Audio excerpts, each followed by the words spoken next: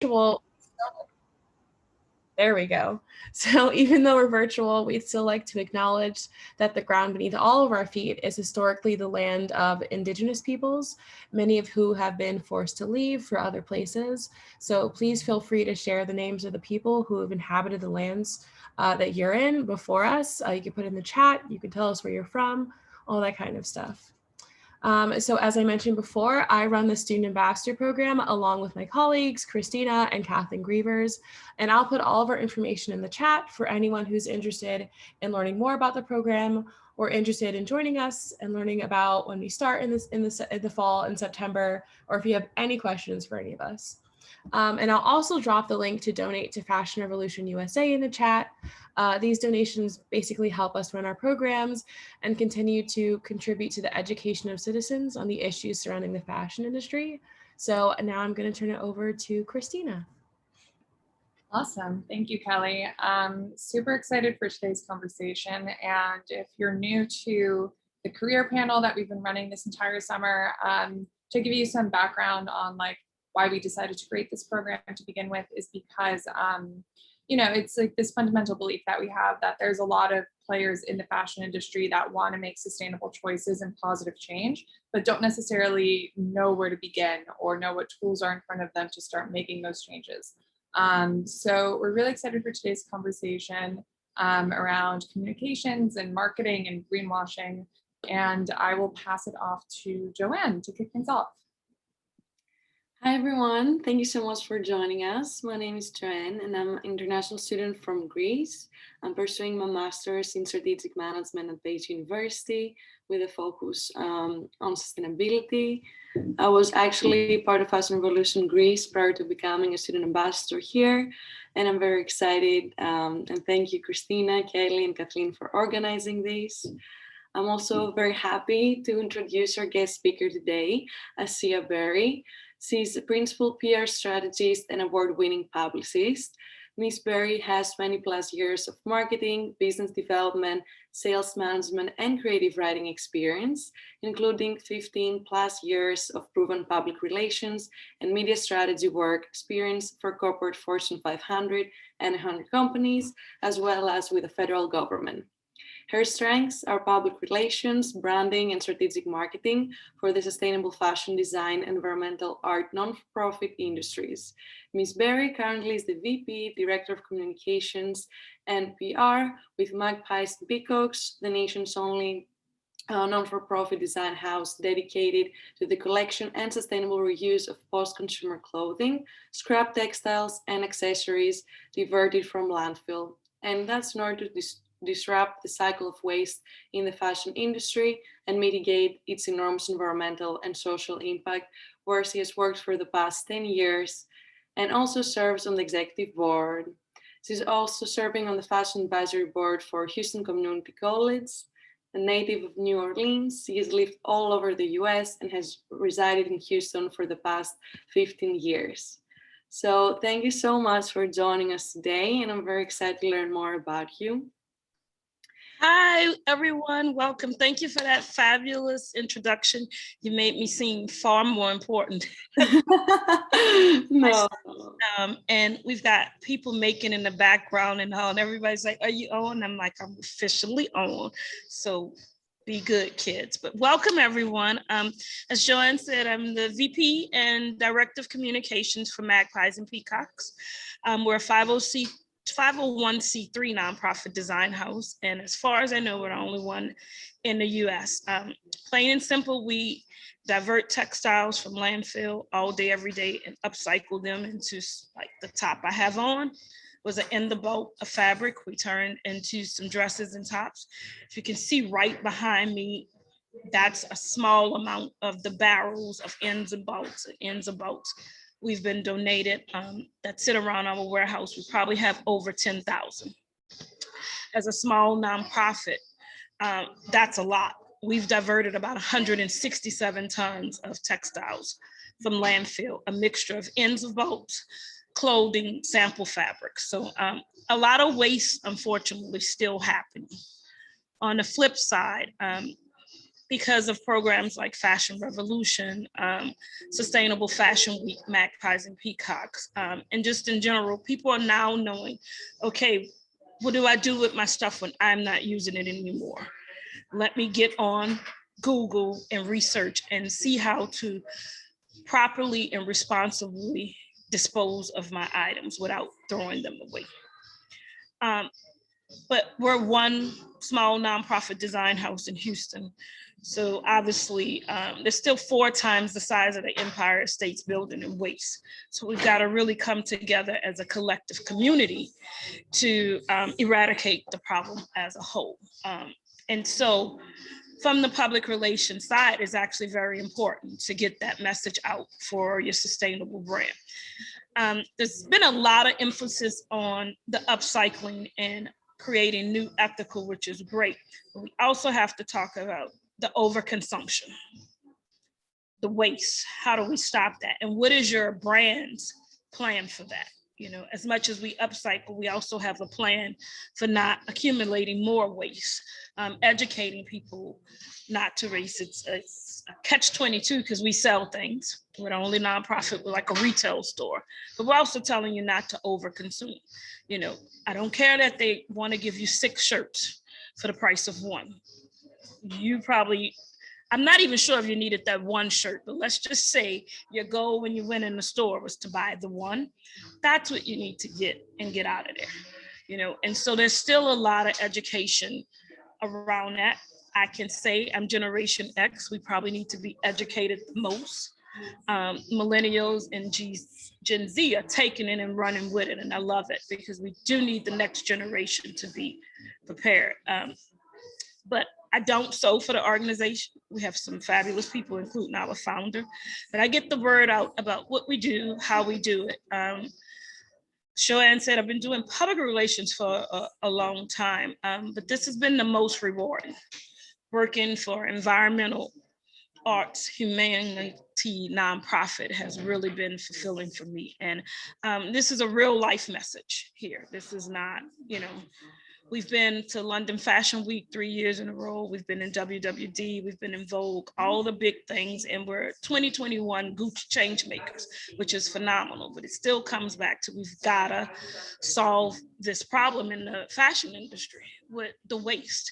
And we have to solve the problem from the social impact, how workers are being treated, you know, how they need to be treated, how they need to have fair wages, how we need to start manufacturing, especially in the United States, if we're going to keep up, you know. So Joanne, I'll let you run. Hit me with questions. Thank you for giving us this whole like I guess exposure to your background. I feel like people from fashion always come from very interesting backgrounds. And I would like to know how and when you identified your love for sustainable fashion, apart like from the environmental aspect that you mentioned, what really triggered you to go to that journey? Well, my mom was born, my mom and my stepmom were born in 1950, and I was born in 1975. And I remember between the 80s and 90s, they had clothing from when they were teenagers in college, and it was just beautifully made and still well preserved. And of course you're thinking, wow, this still happened. First thing I learned is they made most of their clothes that they wore. So probably my love of vintage is what got me into this. My dad is a CPA, and he's worked in the nonprofit sector for a long time. And like that wasn't a choice for us, giving back and volunteering and working for charities. So when you're in those circles, and my mom was the ultimate bohemian hippie chick. So she was always a mix of, you know, maybe new, maybe trend, a lot. What was this made of? How it was made. But I think the turning point for me, I used to work for the federal government, and I was living in Dallas, and I had gotten a promotion, received a promotion, but I had to move to Lexington, Kentucky. And I had about 3 weeks off. And during that time, I decided to go to my hometown of New Orleans, of course, visit family, friends. And I had the movers move everything to my mom's house. in New Orleans, and then they were going to move it to Kentucky. Well, lo and behold, this is the year of Hurricane Katrina. And as I was in Lexington, Kentucky, looking for an apartment, I was watching on the news as all my stuff, like everybody else in New Orleans, floated away. So I lost everything I owned except for the week of clothing that I had. And after everything happened in the weeks to follow, you realize it's the things you can't replace that you miss the most. Pictures of myself and my siblings when we were like 5. I had a pair of ceramic ballet shoes that were gifted to me from my mom's friend who was an artist when I was 7. I still had them, those were gone. After I processed that, I didn't realize I didn't need everything I had, because I was making it on the clothes that I had at that time, not because I couldn't go and purchase it. I was making great money in federal corporate America, but it was overwhelming, you know. My family was displaced, and also shopping was not at the top of the list of things for me.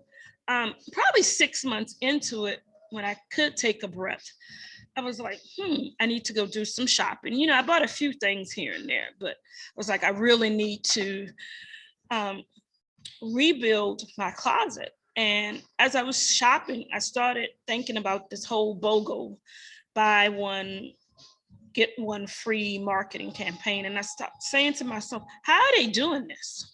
Like, I shouldn't be able to buy 3 pair of jeans for $20. That's just, you know, that doesn't make sense. So I started doing research on what I was buying, who I was buying it for. And the little horror stories start adding up. And I just said to myself right then and there, I'm not going to replace everything that I lost, that I could replace, because I don't actually need it. Lo and behold, maybe a few years after that is when I met Sarah Jane, our founder. She hired me to do PR when she was launching it. And she just gave like a wealth of information. And I was already on that track from post Katrina. And I just made it a point to say, I don't need it. I'm not buying it.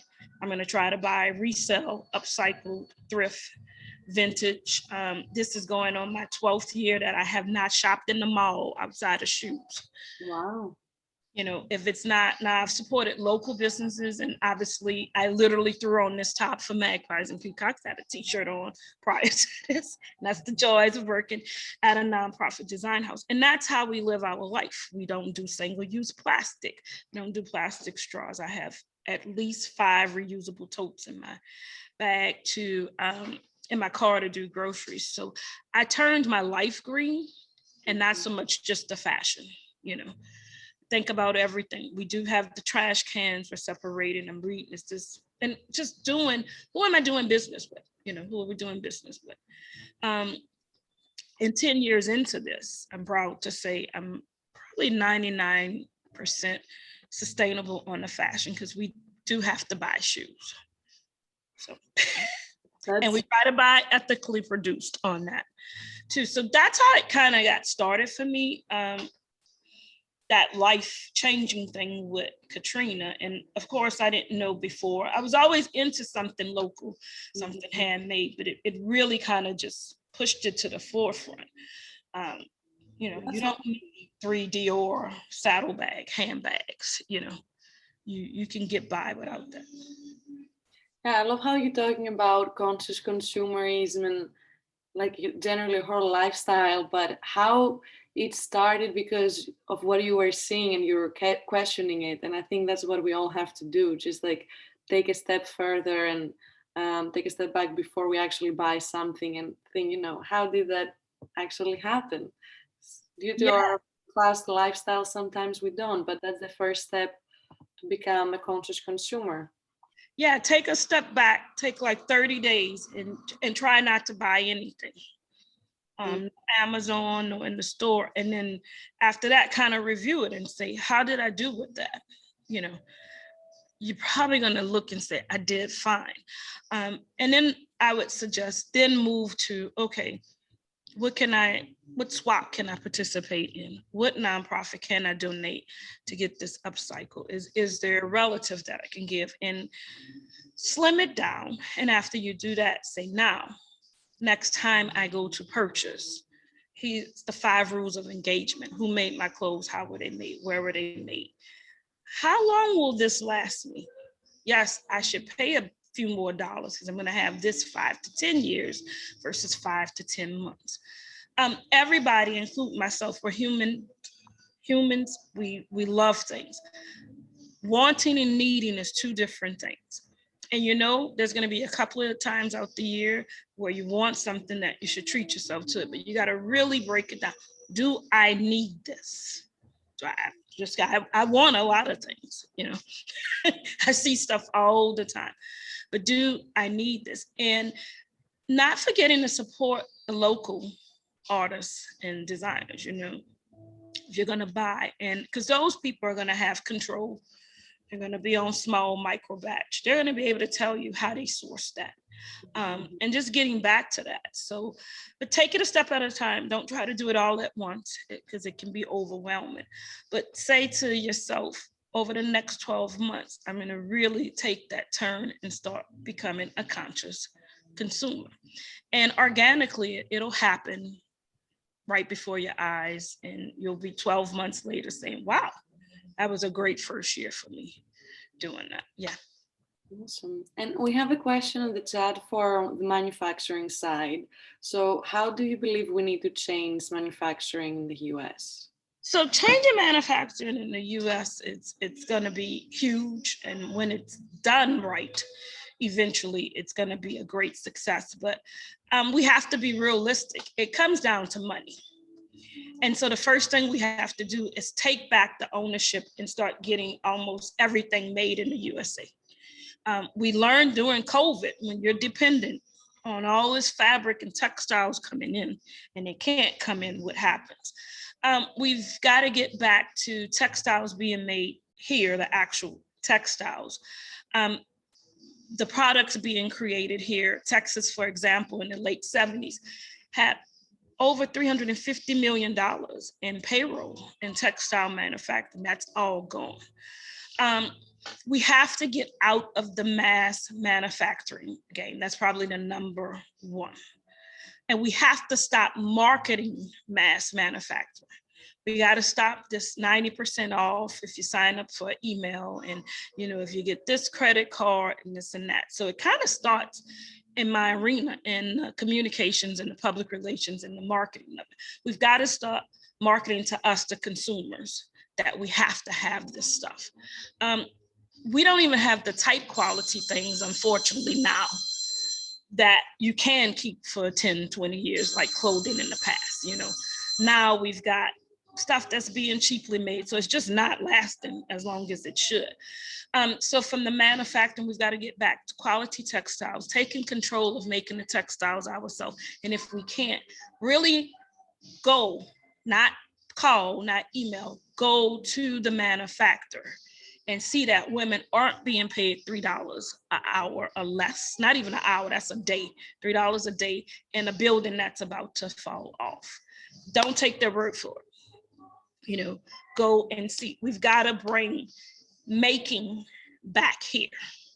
But the biggest thing we've got to stop marketing this whole mass manufacture and marketing. I know I could get it made here, but it's so much cheaper if I get it made in China, Africa, and India. And it's actually not. It's costing us as a nation a lot more. The environment is on a thin line with us. You know, it's going to give out.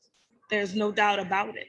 And we've got to stop abusing it. So every time a textile goes to landfill, hits a waterway, an ocean way, that may have been produced cheaper, but it cost us a whole bunch. Cost us a whole bunch. So taking back ownership of manufacturing, and America can do it. We're still one of the freest nations. We still have the money to make it happen. We've got to be realistic. It's going to be some lean days to get it all back here. And since you mentioned marketing, would you like to get into greenwashing too and tell us a little bit about how like the average consumer can be aware of it? How can we, like when we talk to someone that is not really aware of sustainable fashion, suggest that they go about shopping? Do you have any tips for us? Yeah, so greenwashing is a thing. And it's literally that. So I can say I'm company ABC, and I have a sustainable part of my brand. As a consumer, if I market it right, it's going to look like that. So your biggest weapon as a consumer to find out if they're greenwashing is literally do the research, which is free and available. It's kind of like the buy to get two free for $20 jeans. If they're retailing it for $20, that means they paid about 10 cents to have it made. So that's the first light bulb. There's nothing sustainable about that, not only in the making and the chemical process of it, the fair wages to workers and all, it's not sustainable. Call them, email them, call them out on social media. That is a very powerful tool. You know, you're saying you're doing this, but I actually read that you were having this produced in this factory and it's not sustainable at all. Another powerful thing is the clothing tag that talks what's in your garment. You know, if it's made out of a bunch of nylon and poly, that microplastics are coming out of that, you know. So when they say that's a sustainable top, is it really sustainable? So research, which is still free, is the biggest. Look at their work practices with their employees too. That's going to tell you a lot. It's really easy for companies like H&M and Zara, who has this money, to hire a marketing professional to make them look green. But we've got to do the research. We've got to see, has any of the shopping habits from H&M, their selling habits changed? Is to do a splashy campaign, get a celebrity, you know, and all they have to do is make one t-shirt or garment that's somewhat sustainable and push. But we've got to hold the companies accountable, you know, and it takes time. And that's one thing, humans, you know, everybody wants everything instant. Unfortunately, you got to take a little time and say, hey, I saw this dress, I love it. I don't know about this company. They said they're sustainable, they're ethical. Take the extra 10 minutes and do the research. You know, because you can, in the PR world, we can blow smoke. Yeah. When you purchase from us, I can tell you the boat that it came from. We take a lot of pictures of, this is the before, when it was the sample fabric of the boat, so this is what it became. So call the companies out, call the brands out. Yeah. Yep. Got a couple more questions. So Taylor asks, how do you balance talking about such heavy topics with consumers while still selling Magpies and Peacocks clothing? Oh, that one for Sarah Jane and I is always, because again, we're telling you not to overconsume, yet we're selling some beautifully upcycled things. So to be honest with you, we say when you shop upcycled, vintage, resale. But we do put first, you know, do you need it? Do you need it? When you shop companies that have programs like we have with the Maker Collective, where we're training ladies and members of the LGBTQIA community who've survived human trafficking and domestic violence and some other traumas, how to sew and make with us, how to work retail, how to work our barista at our coffee bar, paying $15 and more per hour in good work conditions. So the whole goal is, we say, go home, see what you can reuse and upcycle yourself. You will have to buy some clothes. When you have to buy, come visit us, take a tour, not just shop in our retail store in here. Come meet us, come meet the tribe, shop online. Watch our Instagram. It's really transparent and correct. And just move forward with when you have to shop. If you notice, we like never ever do sales. Now there's things we mark a little lower, but we never do a 90% off sale. We do not participate in Black Friday and Cyber Monday. Why? We sell products, and it's a huge way we can afford to pay for our programs and a nonprofit. We are never ever going to push this overconsumption to you. So it's a tricky balance, but my PR comes in, Taylor. For sure.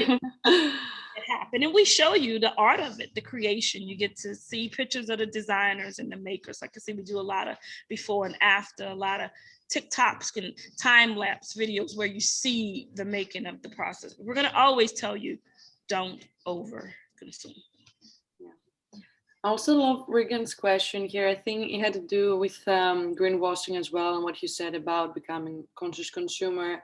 She's saying that when she tries to bring this topic up, it seems like people are much more focused on deforestation, food security, and that she thinks it's hard to introduce sustainable fashion when people don't have basic needs met, which I agree with. And I want to add on this a second question, like, what do you have to say to people who think sustainable fashion is like luxury, it's not able to be affordable? How can we persuade people that it's something everyone can do? Yeah, that's actually a great question. And we started the Maker Collective program. We launched it with the city of Houston in October. Most of our participants are coming from moderate to low, I'm gonna say super low income. So we are seeing firsthand food insecurities, transportation insecurities, housing insecurities. So we know feeding yourself and your family is number one. What we've also learned, they get a clothing allowance with us. So they're learning, I can buy good quality thrift resale and make my dollar stretch.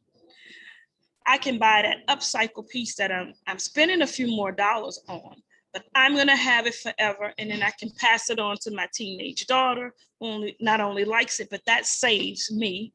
Now I don't have to buy a new thing. And that moderate to low income people need that more than ever. Every time you go and you buy the super cheap thing and it's not lasting, it's not that quality. So what happens is you've bought 10 to 12 pair of jeans in a 1 year period, not 2 year, at $10, $20. Add that up.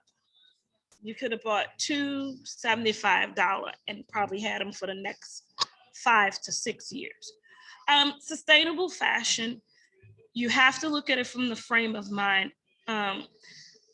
It's not luxury. It's, again, I'm gonna have this piece for 10 years versus I'm gonna have this mid-price thing from like maybe 2 years. There's a lot of affordable brands now too. Again, it's grown in the past 10 years. Whenever you support someone local, you're saving financially, believe it or not. Again, it's gonna be better quality. You can't get overwhelmed and try to do your entire closet in one shopping trip. You gotta bring it in layers. And if you're on a serious budget, I would start with swaps and resell and thrifting and vintage first. You can get some beautifully made pieces even from the past at a very affordable thing. It is important to myself, Sarah Jane, and our tribe that the things we offer aren't so overpriced that it's financially unaffordable. On the same note, we pay our workers and we pay them a good pay.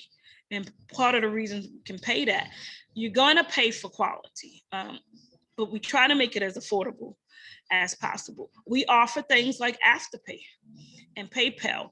Buy now, pay later is a huge thing that I encourage to people because it's interest-free. They don't do a credit check, and your 4 payments are spread over 6 weeks. Like, we love Afterpay, and that's been huge for us. We've had people reach out and say, yes, I can get the cocoon dress now. And I wear mine. This is the cocoon top I have on. We wear the dress and the tops like 6 times out the week.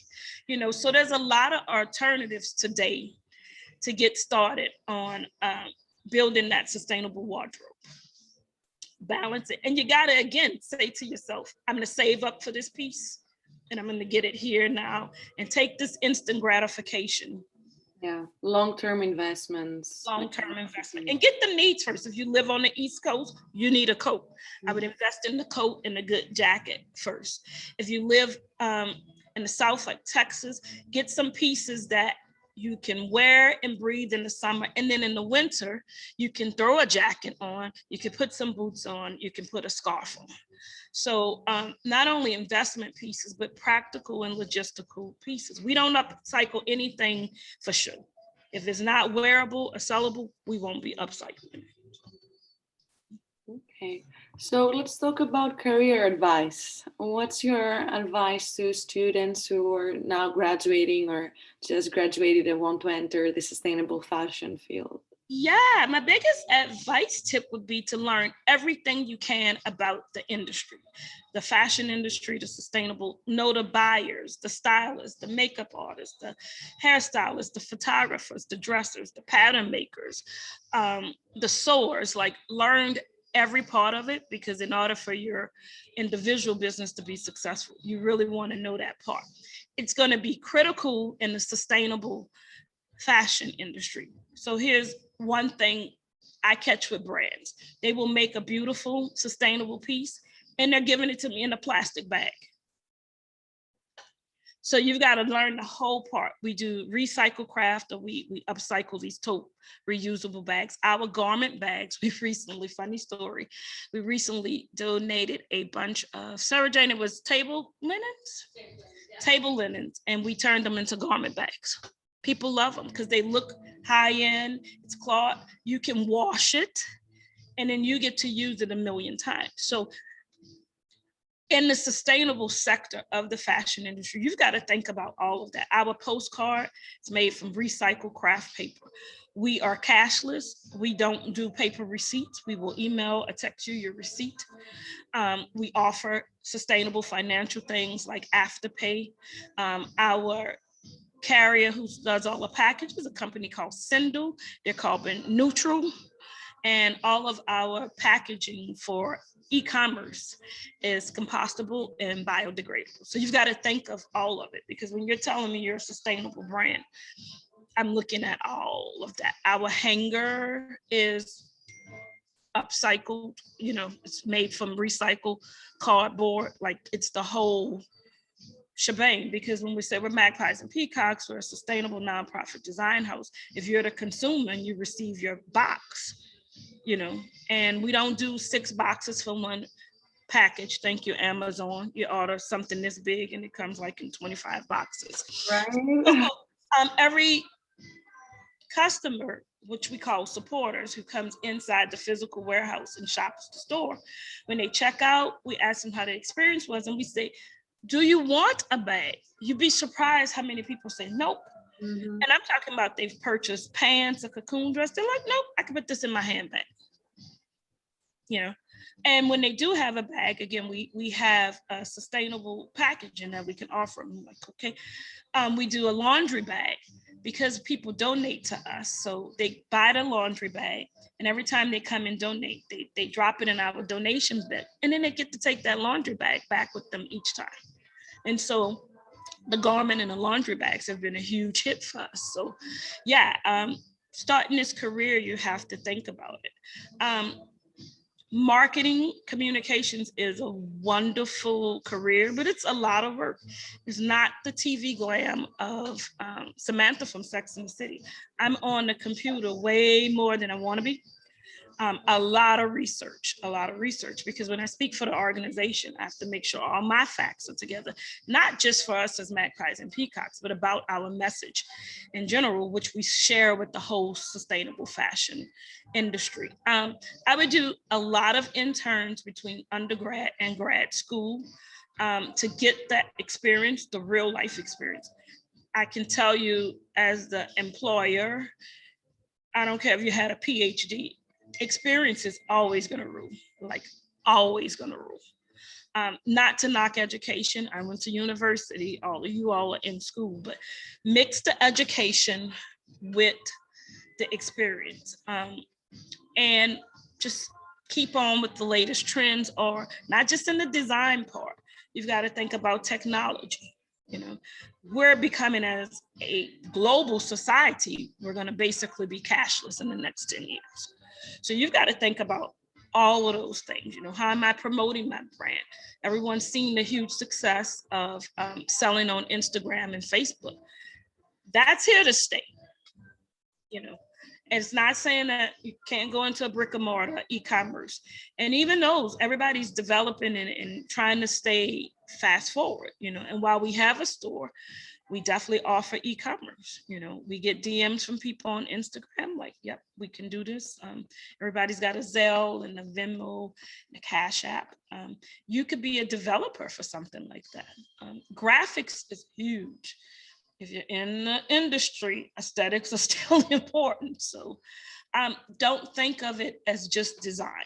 Think of how can I get the most experience? And then say, okay, this is what I really want to do in the industry. Hopefully in the next few years, sustainable fashion will be put into the curriculums at universities and colleges where you can get a degree in it, and it has several majors to it. So we're all kind of working on that. Hopefully that's something. Our internships are usually the business of sustainable fashion. We teach you the business side of it. Of course, we know social media is a career. It is real. It's kind of like our parents when their parents told them rock and roll wasn't going to stay in hip hop. Well, you've got to be on your social media game, plain and simple. There's no doubt about it. And there's a whole career that plays super well. I'm going to tell you, and it's 10 times more work when you're promoting a sustainable brand. Every time I do a post for us, you know, whether I'm showing a new item or saying, look at the tribe today or event, it's time and money. So kind of think about where you want to be. And again, go back to that research. I can tell you the fastest growing career in sustainable fashion is packaging. And everybody from Gucci down to the local business is thinking, how can I make my packaging sustainable, green, and ethical? That's a huge, if I went back to school, I would definitely find a major in this whole, how we're packaging, textile manufacturing. That's, you know, supply chain management. So it's a lot of careers you can go into, but have a passion for it, whatever you do. And can you give us some more like titles for your field in marketing and PR? Yeah, so I would say communications are the mom and dad, and public relations and marketing are the siblings, typically the older sibling. Social media is the middle or baby. So one question I get asked a lot is, what's the difference between marketing and public relations? So, and they have a lot of similarities, but public relations is all about your identity and image as a brand, whether it's a personal brand, company brand, a lot of times both. Let's say, you know, Marc Jacobs obviously has his personal brand and then he has his company. So public relations team, whether it's a single publicist or a team, they're all about the brand's image and identity. From the positive and the negative. So again, if you've been this super successful, sustainable brand, and then they find out you have plastic bags, this is where the publicists would come in and explain that situation to the public and have resolution for your company for the public. Marketing is more, we now carry these sustainable things, and I'm pushing this on every outlet that I can in digital marketing. Shop Magpies and Peacocks, classic cocoon dress. They're going to show you how to wear it 6 different ways. They're going to show you how many times you can wear it a month. So that's the marketing of what we do. We recently had 2 collection events, one in Austin and one in Houston, with a great event planning company called Plan With, and Goetz organizing, and they did a conscious closet pop-up. That was marketing. When the media calls and they ask about that, that's the public relations side. And then there's the pitching of your brand. That's different from marketing. That goes back to public relations. So if you reach out to, whether it's your local media, print, radio, TV, digital, or, you know, or national, you're pitching the brand's image and identity. So for us, we pitch that we're the nation's only nonprofit design house. We pitch how many tons of textiles we've diverted. We pitch how much we've upcycled. depending on who it is, we pitch who we've been granted by: Patagonia, Love Beauty Planet, Gucci, BBVA, Regions Bank, you know. So that's the huge difference. Both are reliant on social media. So the baby is becoming the favorite child. Social media is still a great way to get your brand's image and identity out to millions of people. Not free, because you have to put some money into it, but not nearly, you know, what print ads and TV does. You literally post something on Instagram and get like 1,000 likes and say 100 buyers out of that. So, and you need to have someone outside of yourself managing your communications, but you need to know as much as your communications team about your brand. You don't ever want to be caught where you didn't know. So that's kind of more what I dwell. I'm speaking now because of over communications. Our founder knows 10 times more than me. She has this beautiful British accent. It's not that she doesn't speak well, but you want to have a representative too. And a lot of times she and I are on panels together. So, you know, kind of pitching it, but that's the realm. We have a team that we work with marketing too. And we also have a PR agency we work with. They're based in London and Los Angeles. They do a lot of our national and international PR and pitching. The marketing team is marketing the event we're having in November. So they all work closely together. And from the social media digital side, again, that's what does the brand look like? That's your graphics, that's your brand identity kit. I'm sure you all have gone to our website. Black and white is our color, and we usually do a touch of gray or a touch of green as the, you know, but it's a very consistent look. We've worked with social media people in the past, and we can tell, you know, there's a tone to when you go to our social media.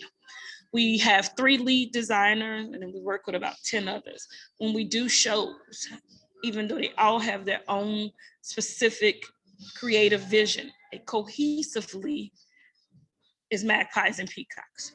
The show in November, you're going to get 5 very different looks, but when it's all said and done, it's going to look like our design house. And that's a little bit of the image and the marketing. So here we have one more question, but before I go to that, I want us to go a little back to your point about continuing to staying up to date with technology, the news, what's happening in the field. So what's your primary source of information? Is this like the panels you mentioned? Do you read about sustainable fashion? Where do you get your information mostly from? So Sarah Jane and I, we're neighbors. And her husband lived next door. We're neighbors. We're usually up in our respective houses, believe it or not, 2, 3 o'clock in the morning. We're on Twitter. Twitter is great from the information. I'm on LinkedIn, and I'm looking at everything from CNN to Forbes. Belong to, we get WWD Daily, the Fashion Bible, reading that. We read and do so much research late night, early morning, and really having the time before I get to the warehouse where I can soak it all in. Thank God for the digital nation. But primarily just doing a bunch of online research and reading. Going to websites, I still physically go to websites and check things out. Thank God for video. You know, everybody's got a video now. So you can literally go to a video. And then because we're making here, actually upcycle our stuff in this warehouse I'm at. Every day you come in, you're learning. You know, we pull some bolts to do something. We're quickly gonna find out if it's gonna work or not. We did a lot of research on textiles, what's coming out new. Because we get donated fabric, it's not like we have to go and buy fabric, because it gets donated, but we're always on the know that if we had to purchase fabric, what's out there, how is it being made? There's a lot of machinery research because you're making. So right now the big thing is digital pattern making. You know, so what software to have with that? That is the next thing. while you're in school, if you're in school for straight design, I definitely encourage to learn manual pattern grading, but you're going to be working with digital pattern making for most of your career. So it's a lot of kind of nerdy tech things. What's the latest POS system? We've been on Square forever and we love it, but we keep up with all of Square and its competitors. Like I said, Afterpay is huge. You almost have to have a buy now, pay later platform on your e-commerce. That's just the reality of it. And it's not even that you can't afford to pay at once. It's an easy thing too. Sometimes you see something quick and you're like, I've been waiting for, this Corsical reusable coffee cup to come out. I'm gonna quickly do it on my Afterpay and be done with it and go. So QR codes are back again. Remember they had a huge surge. They're back again on checking out. People are sending you their thing. Oh, here's the QR code to purchase. Because we're a convenience nation. Again, your packaging. So we're doing research on all of that, but still online, we're Apple girls. So I've got the MacBook literally open right here on the iMac.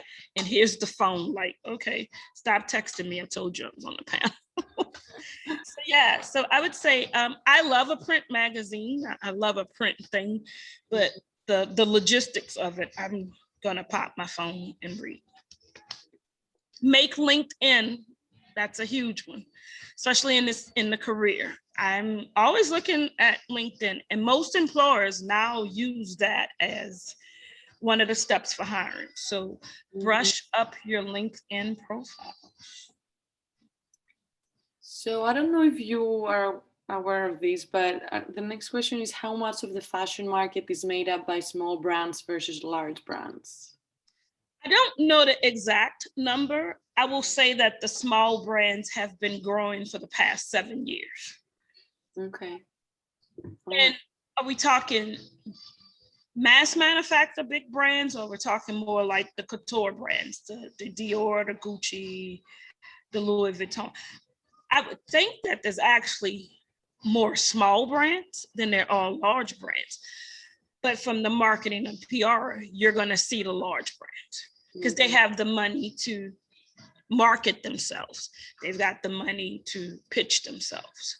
But small business USA has like really come up, in the past decade. American Express has a super powerful marketing campaign about small business.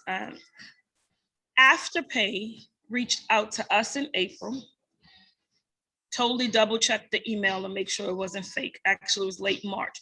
And we were the benefiting nonprofit along with the Surfrider Foundation for their sustainability campaign in April of this year. Now they have 13 million people who use Afterpay, but they found, and we're a small brand. So the more people actually want to do right by sustainability, actually the number of small brands are growing.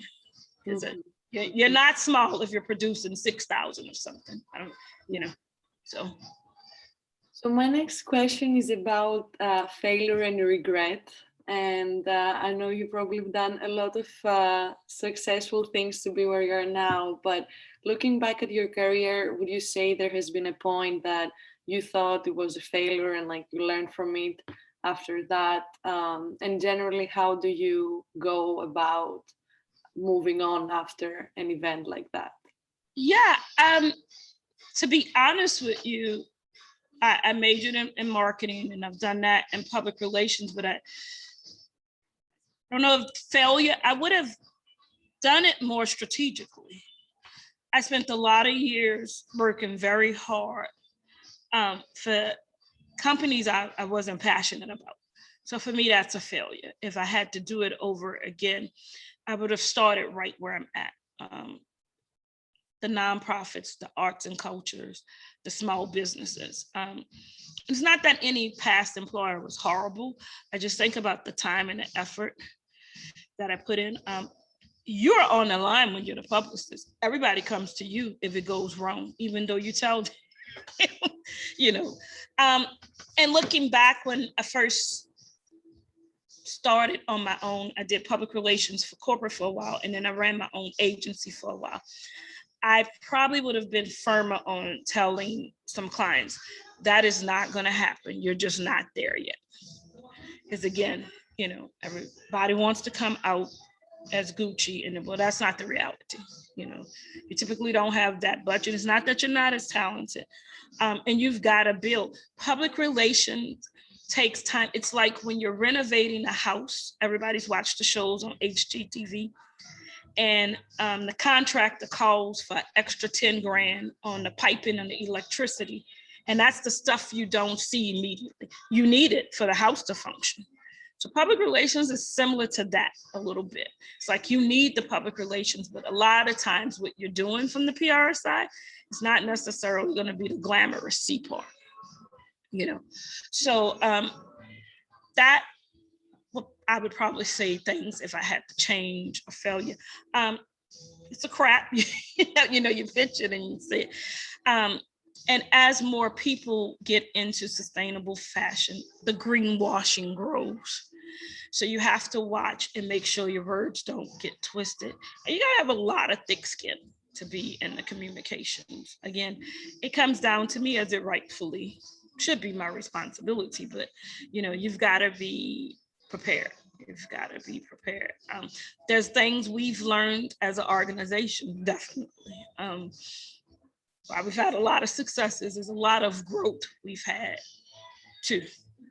I don't know that we would rearrange anything we've done, but we've definitely grown, you know, and we do that now. You know, last year, everybody learned from COVID. We made over 8,000 masks, you know, and that kept a roof over our head and the organization going. But we have been talking for years about being prepared for something like that. And we weren't, we just did it, you know. So if I had to go back, and your biggest success is to accept your failure, learn from it and move on. Don't dwell on it too long. Don't, because it'll kill your spirit, you know. Take the lesson, review on why you wouldn't do it again, and move forward, and know that you're going to probably have another failure, because that's life and we're human beings. As long as you learn and can grow from it, don't beat yourself up too much. Thank you. Thank you for sharing this with us. Yeah. And coming close to the end, I wanted to just open it up to see if anyone else had any questions, anything you would like to share. You can just unmute yourselves or put in the chat. If not, that's totally fine. I just want to say thank you for coming to speak today. This helped kind of clear and give me some direction on where to head, and that there is possibilities out there. I just graduated, so I'm still looking for a job in this field, and I've just been kind of lost on where to go, but I think experience is everything. And I'm going to take that advice you gave about internships and experience and just try to like boost up some new skills through that. So thank you. It's nice to meet all of you. Congratulations on graduation. And not only with the internship, maybe take a class in something in the field, but not necessarily what you majored in. Yeah. You know, it's easy, it's doable, it's affordable, and you have that class, you know, where you're like, I've got some general information about this part of sustainable fashion that I wasn't thinking about long term, but now I have an idea of it. Also, people do shadowing. Apprenticeships are backup.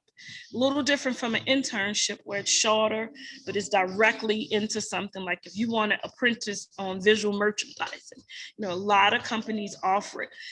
Remember, they're crazy busy, so they may not advertise it all the time, but you'll be surprised if you just send that email, that DM, the text, the tweet, or call them. And they're like, oh yeah, you know what? We actually do have something.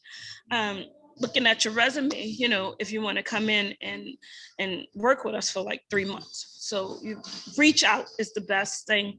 I say there's no until there's a no. So, and believe it or not, most people are gonna have a decent conversation with you. Yeah. That's true. And good luck. It's a rough road, but you'll make it. You'll be fine. Is there anyone else who wants to unmute themselves? Okay. Well, I also want to thank you so much for all your wisdom, Ooh. sharing your experience with us. We really appreciate it.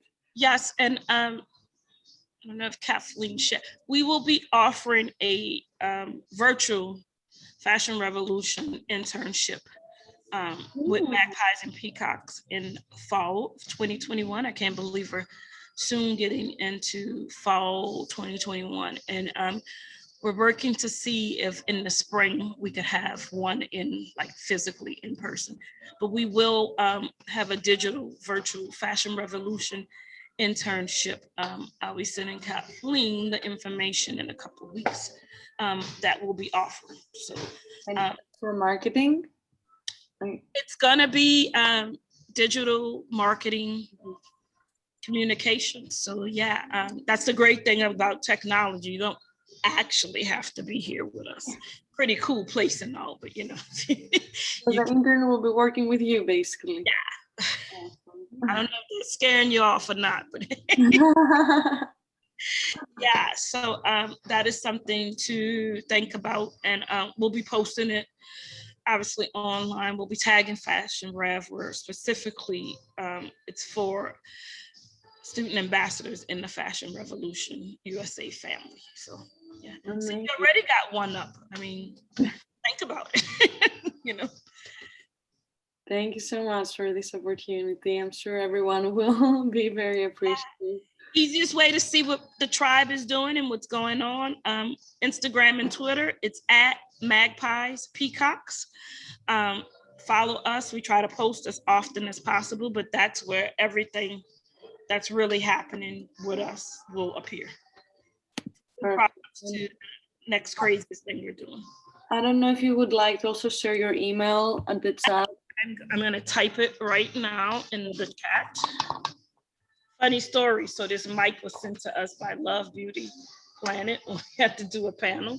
They were like, we can't hear you. We're going to send a mic. I was like, you all are rock stars. So, and everybody comes in and like you're doing a podcast. I was like, we don't have time for that. Maybe in the future. Awesome. Okay, everybody, there it is. And feel free to email me. I do answer back. Awesome. Well, thank you so much, everyone. Thank you, Joanne, for moderating this incredible conversation. And obviously, thank you, Ahshia, for being our great speaker. We hope this is helpful, informative. And don't forget in the chat, Kelly posted links, emails to get involved with Fashion Revolution. So don't be afraid to use them. I'm going to put our website just in case. That's always a good one. And it also has everything you need. Awesome. Have a great night, everyone. Thank you, everyone. You too. Bye-bye. Thanks, everybody. Thank you.